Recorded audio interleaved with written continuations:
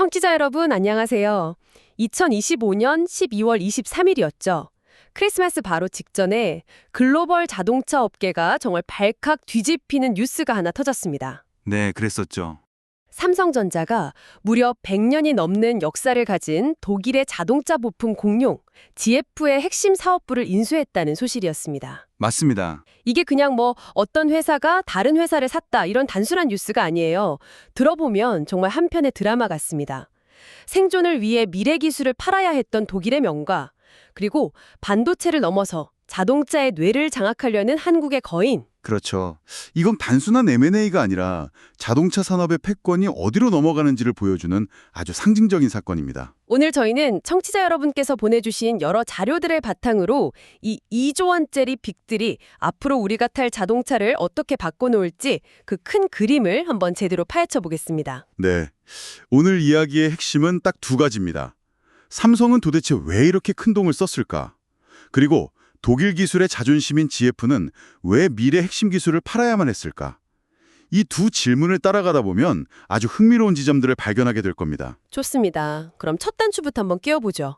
이 거래 정확히 누가 무엇을 얼마에 산 건가요? 네, 삼성의 전장 자회사 하만이요. 아, 하만. 하만이 독일 GF그룹의 승용차 ADAS, 그러니까 첨단 운전자 보조 시스템 사업부를 인수했습니다. 금액이 어느 정도였죠? 거래의 규모가 10억 유로, 우리 돈으로 약 2조 1,600억 원에 달합니다. 와, 2조가 넘는군요. 네.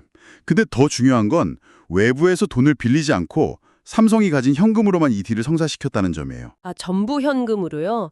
그만큼 절실했다는 뜻이겠네요? 그렇죠. 확신이 있었다는 얘기죠. ADS, 자율주행의 핵심 기술이잖아요?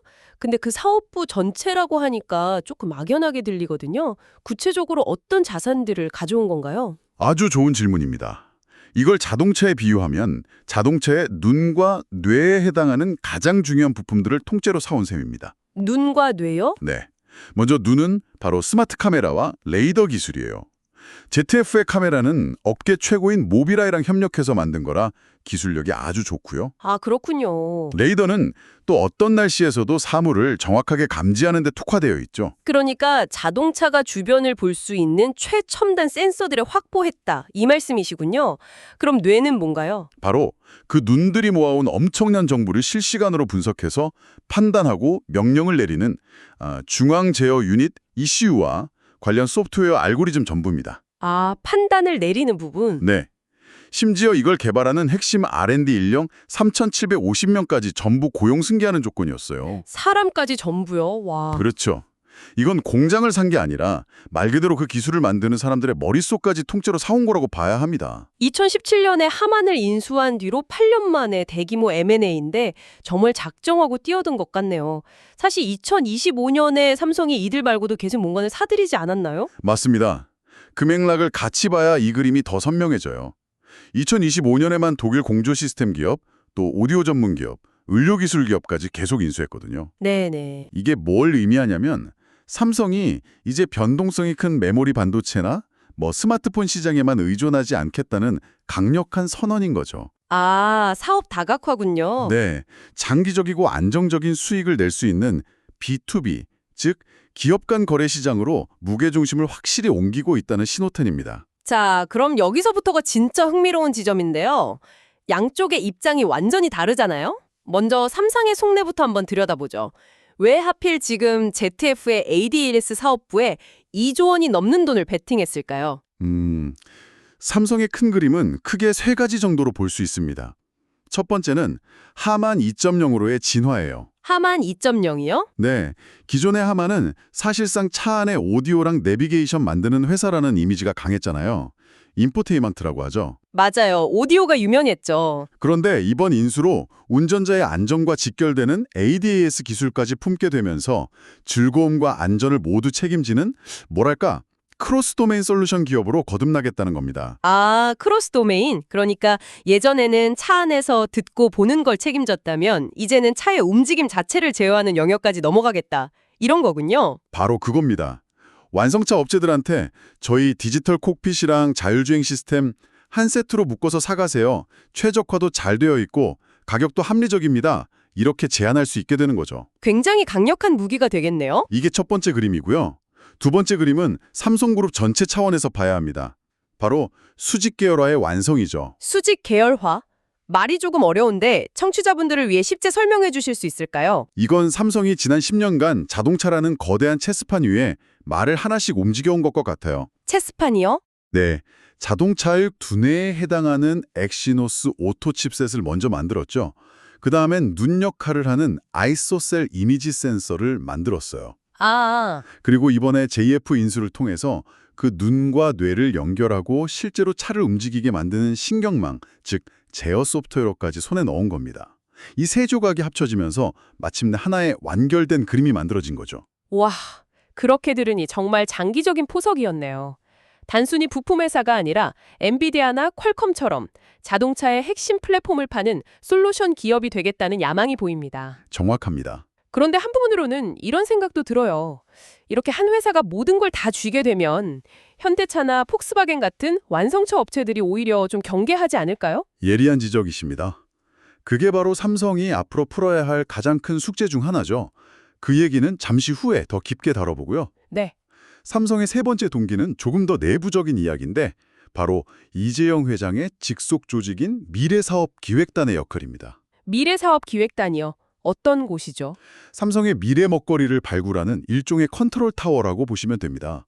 이 조직이 주도해서 전장이나 헬스케어 같은 고부가 가치 산업에 대한 공격적인 M&A를 다시 시작한 겁니다. 이번 JF 인수는 그 부활의 신호탄인 셈이죠. 그렇군요. 삼성의 야심은 충분히 이해가 갑니다. 그럼 이제 이야기의 반대편으로 가보죠. 저는 사실 이게 더 궁금해요. 100년 역사의 JF는 대체 왜 미래의 황금알을 낳는 거위인 ADAS 사업부를 팔아야만 했을까요? 한마디로 생존을 위한 고육책이었습니다. 가장 큰 이유는 재무적인 위기였어요. 돈 문제였군요. 네. ZF가 과거에 TRW나 왑코 같은 거대 기업들을 인수하면서 덩치를 키웠는데 그 과정에서 빚이 너무 많이 늘어났습니다. 순부채가 우리 돈으로 약 19조 원에 달했으니까요. 19조 원이요. 와, 상상이 안 되는 금액인데요? 그렇죠. 저금리 시대에는 그럭저럭 버틸만 했는데 최근 몇 년간 금리가 급등하면서 이자 부담이 감당할 수 없는 수준이 된 겁니다. 아, 19조 원의 빚은 정말 엄청난 이자를 물어야 하는 괴물이거든요. 결국 그 빚을 갚기 위해 가장 비싸게 팔 수 있는 핵심 자산을 내놓을 수밖에 없었던 거죠. 미래를 팔아서 현재의 빚을 갚는 정말 절박한 상황이었군요. 네. 그리고 또 다른 현실적인 판단도 있었습니다. 바로 선택과 집중이에요. 선택과 집중? ADS 시장이 이제 소프트웨어랑 AI 중심으로 재편되면서 천문학적인 R&D 비용을 계속 쏟아부어야 하는 쩐의 전쟁이 됐거든요. 네네. ZF 경영진은 이 전쟁에서 구글이나 엔비디아 그리고 삼성 같은 테크 공룡들을 이기기 어렵다고 판단한 겁니다. 차라리 우리가 확실히 1등인 쉐시나 파워트레인 같은 전통 하드웨어에 집중하는 게 낫다고 본 거죠. 일리가 있네요. 그런데 자료를 보니까 유독 아시아 시장, 특히 중국에서의 부진이 컸다는 분석이 많더라고요. 맞습니다. 그게 ZF의 발목을 잡은 마지막 한 방이었어요. 세계 최대 시장인 중국에서 점유율이 고작 2%대에 불과했습니다. 2%요? 네, 화웨이 같은 현지 기업들한테 완전히 밀려버린 거죠. 유럽에서는 강자였을지 몰라도 아시아에서는 이길 수 없는 싸움이라는 걸 깨달은 겁니다. 그래서 차라리 이길 수 없는 전쟁에서 발을 빼고 그 기술을 아시아 자본인 삼성에게 넘기는 손절매 전략을 택한 셈입니다. 유럽 기술의 자존심이 아시아의 자본력 앞에 무릎을 꿇은 아주 상징적인 장면이네요. 그렇죠. 자, 그럼 이제 두 회사가 합쳐진 이후의 미래를 그려보죠. 하만의 인포테인먼트 기술과 ZF의 ADAS 기술. 이 둘이 만나면 대체 어떤 시너지가 나는 걸까요? 핵심 키워드는 중앙 집중형 컴퓨팅입니다. 중앙 집중형 컴퓨팅. 네, 기존 자동차는 인포테인먼트용 컴퓨터랑 ADAS용 컴퓨터가 따로 있었어요. 말하자면 뇌가 두 개였던 거죠. 그런데 이제 이걸 하나의 고성능 칩 기반의 원박스 솔루션으로 통합할 수 있게 됩니다. 뇌가 하나로 합쳐진다. 이게 운전자 입장에서는 구체적으로 어떤 경험의 차이를 만들어내나요? 예를 들어 이런 겁니다. 제가 운전하는데 전방 카메라가 갑자기 끼어드는 차를 감지해서 충돌 위험이라고 판단했다고 해보죠. 네. 기존 차라면 그냥 경고음만 시끄럽게 울렸을 거예요. 하지만 이 원박스 솔루션이 적용되면 차가 훨씬 더 똑똑하게 반응합니다. 어떻게 말이죠? 일단 시끄럽게 나오던 음악 소리를 순간적으로 줄여줘요. 운전자가 상황에 집중하게 해요. 동시에 앞유리 헤드업 디스플레이에 증강현실 AR로 위험 차량 위치를 빨갛게 표시해줍니다. 와, 시각적으로도요? 네. 그리고 운전석 시트에 진동을 줘서 촉각으로도 위험을 알리는 거죠. 와, 이건 그냥 경고가 아니라 차가 운전자의 모든 감각을 이용해서 위험을 알려주는 거네요. 바로 그겁니다. 자동차가 운전자의 상태와 주변 상황을 종합적으로 이해하고 가장 최적의 방식으로 소통하는 진영형 파트너가 되는 거죠.